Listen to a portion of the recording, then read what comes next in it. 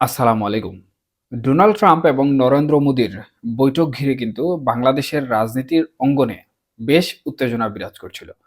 প্রকৃতপক্ষে এই উত্তেজনা কাজ করার পেছনে যে বিষয়টি নিহিত ছিল সেটি হচ্ছে অন্তর্বর্তীকালীন সরকার এবং আওয়ামী লীগ যে রাজনৈতিক দলটি রয়েছে তাদের অবস্থান ঘিরে। ডোনাল্ড ট্রাম্পের হস্তক্ষেপে আওয়ামী লীগ কি রাজনীতিতে ফিরে আসবে কিনা, অথবা ডোনাল্ড ট্রাম্প এবং মোদির বৈঠক হতে আওয়ামী লীগের রাজনীতিতে ফিরে আসা কিংবা শেখ হাসিনার দেশে ফেরা অথবা অন্তর্বর্তীকালীন সরকারের ভবিষ্যৎ নিয়ে কোনো ধরনের বার্তা আসবে কিনা এই বিষয়টি নিয়ে। কিন্তু নরেন্দ্র মোদী এবং ডোনাল্ড ট্রাম্প যখন বৈঠক করলেন তখন আমরা একটি বিষয় স্পষ্টত লক্ষ্য করলাম, সেটি হচ্ছে যখন বাংলাদেশ প্রসঙ্গে একজন সাংবাদিক ডোনাল্ড ট্রাম্পকে প্রশ্ন করলেন তখন সহসাই তিনি উত্তর দিলেন যে বাংলাদেশ ইস্যুতে সাধারণত নরেন্দ্র মোদী বা ভারতের প্রধানমন্ত্রী ভালো বলতে পারবেন এবং এই দায়িত্বটি সাধারণত উনার উপর দিয়ে দিয়েছেন। প্রকৃতপক্ষে এই বিষয়টি আসলে কেন হলো এবং এই বিষয়টি হওয়ার পেছনে বর্তমানে যে সকল প্রশ্নসমূহ উঠছে তা আসলে কতদূর ফলাফল রাখবে।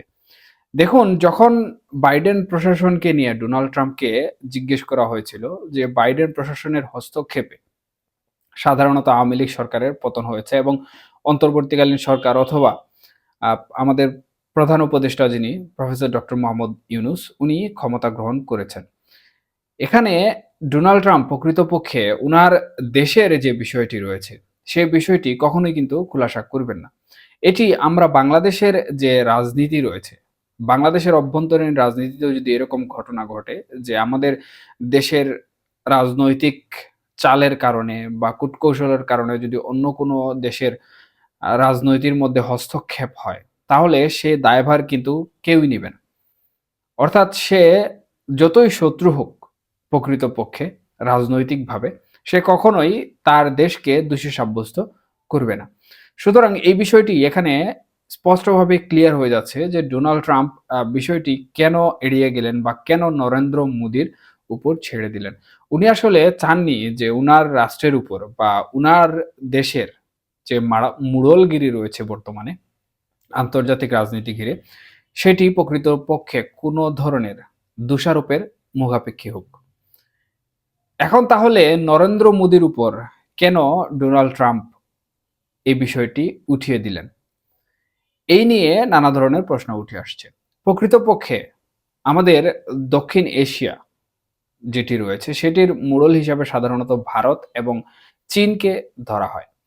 চীন কিন্তু আমেরিকার সাথে পরস্পর বিরোধী একটি সম্পর্ক রাখে এবং ভারত আমেরিকার সাথে পরস্পর বন্ধুত্বমূলক একটি সম্পর্ক রাখে এবং সেই হিসাবে ডোনাল্ড ট্রাম্পের একজন বন্ধু হিসাবে নরেন্দ্র মোদী বর্তমানে কিন্তু অনেকটাই পরিচিত। যার ফলশ্রুতিতে ডোনাল্ড ট্রাম্প অনেকটাই চান যে নরেন্দ্র মোদীর মাধ্যমে দক্ষিণ এশিয়া বা ভারতের মাধ্যমে দক্ষিণ এশিয়া যেটি রয়েছে, যেই অঞ্চলটি রয়েছে, সেই অঞ্চলটি আমেরিকার নিয়ন্ত্রণাধীন থাকুক।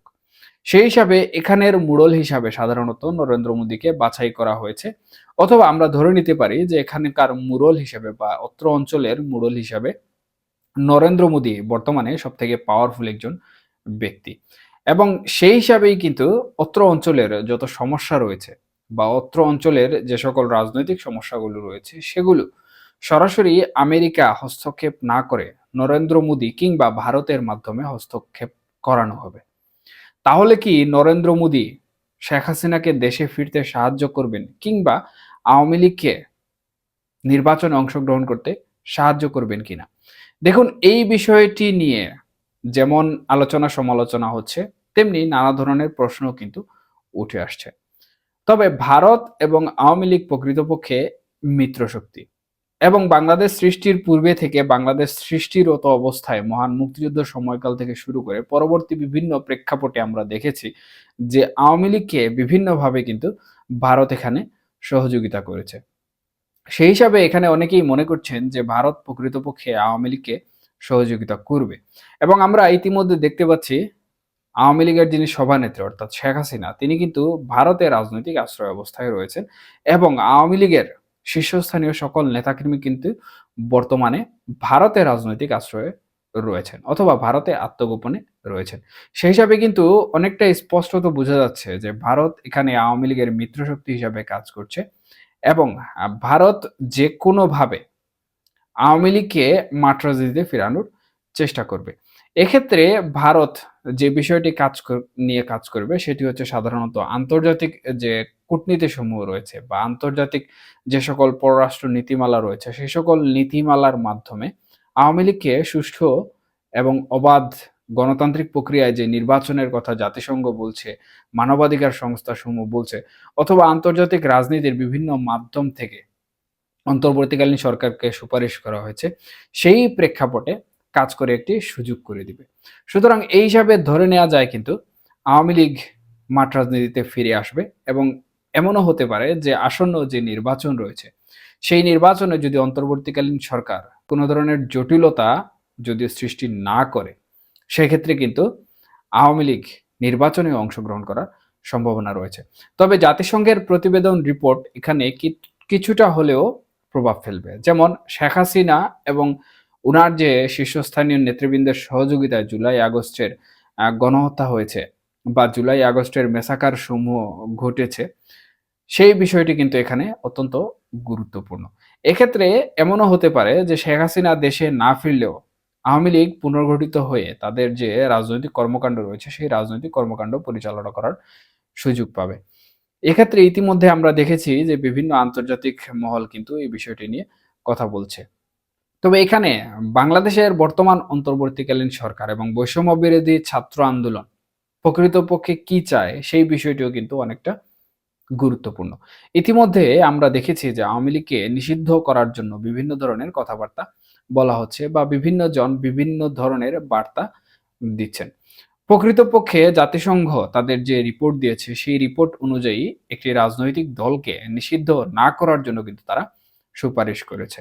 কারণ সেই রাজনৈতিক দলটি কিন্তু ছোটখাটো কোনো রাজনৈতিক দল নয় এবং সম্পূর্ণ বাংলাদেশ জুড়ে কিন্তু এই রাজনৈতিক দলের বিস্তৃত নেতাকর্মী রয়েছেন এবং এই যে রাজনৈতিক সংগঠনটি যদি নিষিদ্ধ করে দেওয়া হয় বাংলাদেশের অন্তর্বর্তীকালীন সরকার কর্তৃক অথবা বৈষম্য বিরোধী ছাত্র আন্দোলনের ছাত্র নেতারা যে দাবিটি করছেন নিষিদ্ধকরণের, তাতে যদি নিষিদ্ধ করে দেওয়া হয়, তখন প্রকৃতপক্ষে আওয়ামী লীগ হয়তোবা কয়েক বছর অপেক্ষা করবে, কিন্তু আন্ডারগ্রাউন্ডে তাদের রাজনৈতিক কর্মকাণ্ড পরিচালনা করবে। আর আন্ডারগ্রাউন্ডে যে রাজনৈতিক কর্মকাণ্ড পরিচালনা করা হয় অর্থাৎ আত্মগোপনে থেকে বা পরিচয় না রেখে যে রাজনৈতিক কর্মকাণ্ড পরিচালনা করা হয় সেটি কিন্তু খুবই ভয়াবহ হয়। ভয়াবহ বলতে এখানে শক্তি এবং অন্যান্য যে বিষয়গুলো বলের কথা সেটি তৈরি হয়। আন্ডারগ্রাউন্ড রাজনীতি বা আত্মগোপনে থেকে রাজনীতি যদি করা হয় তাহলে আওয়ামী লীগ আত্মগোপনে থেকে তাদের নেতাকর্মীদের সাথে যোগাযোগ করবে, ঐক্যবদ্ধতা বাড়াবে এবং একসময় কোনো না কোনো এক সময় তারা প্রচুর শক্তি নিয়ে বাংলাদেশে যে জাতীয় সরকারই থাকুক না কেন সেই জাতীয় সরকারের উপর আন্দোলন করার মতো একটি পরিবেশ তৈরি করে চাপ প্রয়োগ করবে।